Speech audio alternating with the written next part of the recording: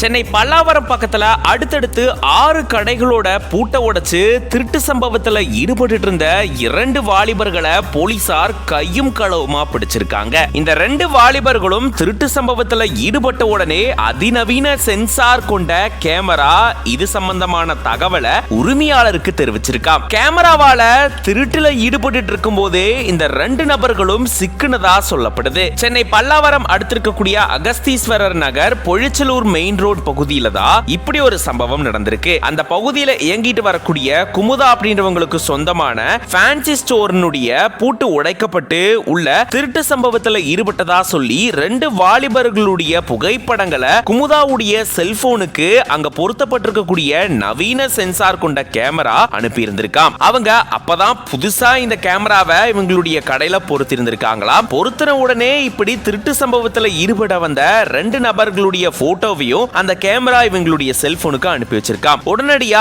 காவல் கட்டுப்பாட்டு அறைக்கு இது சம்பந்தமான தகவலை குமுதா தெரிவிச்சிருந்திருக்காங்களாம். அதை தொடர்ந்து சங்கர் நகர் போலீசார் அந்த இடத்துக்கு விரைந்து போய் பார்க்கும்போதுதான் கடைக்குள்ள ரொம்ப சாதாரணமா இந்த 2 நபர்களும் திருட்டு சம்பவத்தில் ஈடுபட்டு வந்ததா சொல்லப்படுது. உடனடியா அவங்கள பிடிச்சு விசாரிச்சதுல அந்த பகுதியில இயங்கிட்டு வரக்கூடிய மளிகை கடை, ரத்த பரிசோதனை நிலையம், ஜெராக்ஸ் கடை, ஃபேன்சி ஸ்டோர்னு எல்லா கடைகளுடைய பூட்டையும் உடைச்சு இவங்க திருட்டு சம்பவத்தில் ஈடுபட்டு வந்தது தெரிய வந்ததா கூறப்படுது. விலையுயர்ந்த செல்போன், லேப்டாப், 15,000 ரூபாய் ரொக்க பணம்னு பல பொருட்களை இவங்க திருடினதா கூறப்படுது. இதை தொடர்ந்து காவல் நிலையத்துக்கு அழைச்சிட்டு போயிட்டு இவங்க கிட்ட மேற்கொண்ட விசாரணையில அந்த 2 நபர்களும் சென்ட் தாமஸ் மவுண்ட் விஸ்வநாதபுரம் பகுதியை சேர்ந்த 24 வயதான ஆண்டர்சன் ஜான் அப்படின்றதும், நசரேத்புரம் பகுதியை சேர்ந்த 23 வயதான கௌதம் அப்படின்றதும் தெரிய வந்திருக்காம். இவங்க மேல ஏற்கனவே காவல் நிலையங்கள்ல நிறைய வழக்குகள் நிலுவையில் இருக்கிறதாகவும் சொல்லப்படுது. இந்த சம்பவத்தப்ப கூட கும்மிடிப்பூண்டியிலிருந்து இருசக்கர வாகனம் ஒன்ன திருடிட்டு வந்துதான் இவங்க இந்த திருட்டு சம்பவத்தில் ஈடுபட்டதாகவும் கூறப்படுது. இதை தொடர்ந்து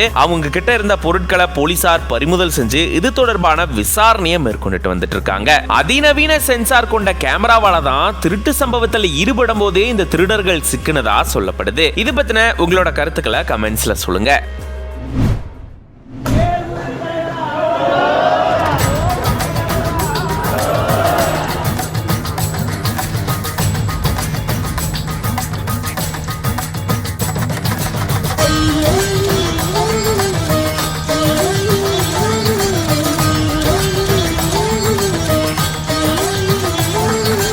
பழனி கோவில்ல மின் இழுவை ரயில இப்போ பக்தர்களுடைய பயன்பாட்டுக்கு கொண்டு வந்திருக்காங்க. பழனி தண்டாயுதபாணி சுவாமி கோவில்ல ஒரே நேரத்துல 72 பேர் பயணிக்கும் வகையில நவீன வசதிகளுடன் கூடிய மின் இழுவை ரயில பக்தர்கள் பயன்பாட்டுக்கு அமைச்சர் சக்கரபாணி துவங்கி வச்சிருக்காரு. திண்டுக்கல் மாவட்டம் பழனி முருகன் கோவில்ல பக்தர்கள் ரொம்ப சுலபமா போயிட்டு வர்றதுக்காக ரோப் கார் சேவை மற்றும் 3 மின் இழுவை ரயில்கள் செயல்பட்டு வருது. மின் இழுவை ரயில்ல ஒரு பெட்டிக்கு 32 பேர் மட்டுமே பயணிக்கிற வகையில இருந்துச்சு. அறங்காவலர் குழு தலைவர் சந்திரமோகன் பாத்தீங்கன்னா அவருடைய சொந்த செலவுல 1 கோடி ரூபாய் மதிப்பீட்டுல நவீன வசதிகளுடன்